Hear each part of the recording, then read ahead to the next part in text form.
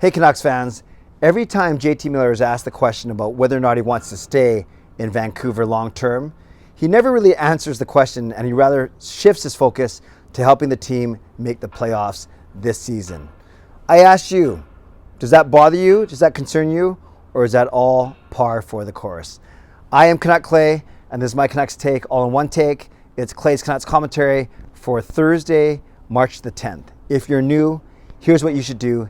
Hit the subscribe button now for daily Canucks insight that's positive, timely, and trustworthy.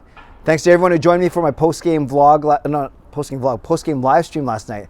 Had a lot of fun talking about the Canucks' 5-3 win over the Montreal Canadiens. I also announced that on Saturday will be my next live stream, and my lovely wife Gail will be joining me. So that's Saturday night at 10 p.m. because Sunday night at 10 p.m. I can't do the live stream because we'll all be coming home from the Vancouver Canucks Tampa Bay Lightning game. We got to talk about JT Miller, you guys. 21 points in his last 10 games, playing in all situations, showing amazing leadership, basically scoring the goal that broke the 2-2 tie yesterday. We know how good he is. We know how valuable he is. We now know that he's in the top 10 in scoring once again, tied for number 9 as I record this with Mika Rantanen, number 9 in NHL scoring. And you could argue, along with Thatcher Demko, is the most valuable player for the Canucks this season. We also know that he's been the talk of trade talk for the past 2 or 3 months, basically ever since they made the coaching change, given that Patrick Allvin and before that, of course, Jim Rutherford were going to look at putting their own stamp on the team. They look at JT Miller, they look at how good he is, they look at how good of a contract he's on, they look at the trade value for him, and that's why he's been in trade talks for the past 2 or 3 months. He's downplayed it. He's said he doesn't want to be traded. That doesn't mean he wants to stay here long term, but he said he doesn't want to be traded. He doesn't like hearing the talk. You can tell that it annoys him, and you can tell that all he's done to shut people up is just simply go out and do his thing and be the Canucks' best skater this season. Of course, the more that he plays well, the better that he does, the more eyes get on him from throughout the league, and the more his asking price goes up. So if the Canucks were in a position to trade him, and we're still set on trading him, if that was ever the case, right now he's probably at his highest value that he's ever been. Again, 21 points in the last 10 games, top 10 in scoring, playing in all situations, acknowledged leader, all those things. Taking the Canucks, helping them get into a playoff battle. For all those reasons, though, you might say, well, Clay, that's exactly why we should not trade him. If you trade away JT Miller, you're basically saying in this trade deadline, you're basically saying we're giving up on this year's playoff race and maybe next year's as well. That might be a little overdramatic, but you know what I mean. Despite all the assets, maybe 4, 5 assets that could be coming back this way. So my question to you Canucks fans is, for you, is trading JT Miller now a non-starter? Is it a non-starter because of how well he's played and the massive void that he'll leave on this team in the short-term future? And that, of course, is on the ice and then in the locker room too with his leadership. Now, the contrary to that, the biggest reason for considering trading him is, of course, that with his age, turning 30 years old, he may not be in his prime. He may not be on a favorable contract when the Canucks are actually entering their prime as a team, i.e. 2 or 3 years from now. Just picture Demko, Pettersson, Hughes, Podkolzin, Hoglander, Rathbone, all these players with another couple years of experience. So that way, the thought is, well, trade JT Miller either this season or maybe next season, get a lot for him, guys that will be difference makers, not right now, but maybe in 2 or 3 years from now. And then you'll have a full team of difference makers. So I do have time for that argument. In fact, as you guys know, I flip back and forth on this argument, whether or not we should trade JT Miller. But the more I see him, the more I hear him talk, the more I think you simply cannot trade him right now. But tell me if you think I'm being naive. That's why I'm so confused. That's why I come to you. Because on one hand, I think, no, how can you trade him? Because you simply can't replace a guy like that. On the other hand, I'm thinking, just think of how much you can get for him right now. Now, one thought is the Canucks aren't going to do any major trades before this trade deadline. Give this team a chance to make the playoffs. They've almost earned that right.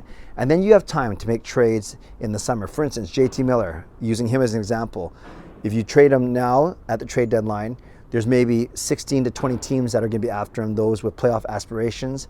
Whereas if you wait till the summer or around draft time, then you have 31 teams yet that you can deal with, that you can negotiate with. Does his value go down a little bit? Maybe. Is his ability to be packaged around draft time go up a bit? Maybe. So there's a lot of those kind of nuances. And I think that's an important thing. You also have, you can even wait till next season, see how well you do this season, see how well the start of next season goes, and you can even trade him at the end of next season in that trade deadline if you don't think there's a chance that he'll sign here. And that's kind of what I referred to at the start of this vlog. Anytime someone asks him, what's the future hold? He's not like Besser, he's not like Horvat, where they have flat out said, I want to stay in Vancouver, I love it here. JT Miller has been very non-committal, saying, I want to focus on the here and now. I want to help this team make the playoffs. And taken on its own, that's a really good answer. That's the answer you'd expect to hear from a leader. That's the answer you'd expect to hear from someone who's focused, who's determined, whose sole priority is to help this team make the playoffs. But I admit, in my heart of hearts, I would love him to say something like, yes, I can't wait to spend the rest of my career here in Vancouver. He's not going to say that. Or something like, yes, I'm looking forward to seeing what we can work out here in Vancouver. He hasn't even said that. So that's something we're going to keep an eye on for sure. Lastly, I think it's important to talk about where the Canucks are in relation to the rest of the teams. Right now, they have 64 points in 58 games. In my head, 94 points is the playoff bar, so they need 30 points in the remaining 28 games. 30 and 28. So basically, throw in a couple extra time losses, they have to go 14, 8, and 2. That is 30 points, 14, 8, and 2. That is 30 points in 24 games. That sounds doable. 6 games over 500 over the final 24 games. Canucks are 13 games over 500 in their previous 21, 8, and 4, in the previous 33. So they're 13 over 533. You think they can go 6 over 500 in their final 24. So that's what they have to get to. 14, 8, and 2, get you 30 points, get you to 94 points.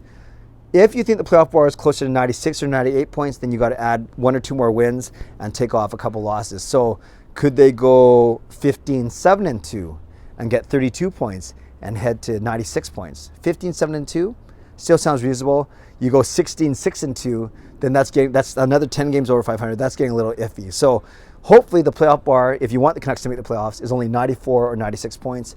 And at 94 points, they need 30 points in the remaining 24 games. And I do think that 14, 8, and 2 is very reasonable for this team. So if that's the case, then you got to go 14, 8, and 2, and you want them to make the playoffs. Obviously, you want JT Miller to be part of that team. All right, Canucks fans, so I've kind of blabbed a lot here about the same thing, the same topic I've been talking about for the last 4 weeks. JT Miller, should he be traded or not? Has his recent strong play swayed you either way? And does it upset you when he says that he hasn't flat out committed to Vancouver long term? Or is that his prerogative, that's his right, and that's the sign of a focused player? I'd love to know your comments down below, so leave a comment so I can read, react, and reply as always. Shout out to my sponsors, Perform and Transform, personal training and weight loss. Sign up now for a free 7-day trial. Use the link in my video descriptions. Shout out to Van City Experts Real Estate Group. Contact Jason Lim and his team for all of your real estate needs. I get outside and I get all confused. I don't know what's going on. Thank you, legendary Lucas Gates, legendary Justin Credible, legendary Andrew Chang, and Hall of Fame members Jens 95, simalexander, Chris Seifried, Adam Broomfield, Shannon Hollingworth, HSM Van Gogh Gaming, Smooth Groove, and Carol Bovenlander. Thank you for your support as always. And thanks to the support of all members of all levels. You are listed in my video descriptions. If you want to become a member of the CCC Crew, press the join button underneath this or my videos on the memberships tab on my YouTube channel. Subscribe if you'd like to, like this video if you'd like to, become a member or upgrade if you'd like to, and leave a comment down below if you'd like to. What are your thoughts right here, right now on JT Miller, his short-term future and his long-term future with or without the Vancouver Canucks? Stay safe, stay healthy, take care of yourselves and take care of each other. Have a great day. God bless, and go Canucks go.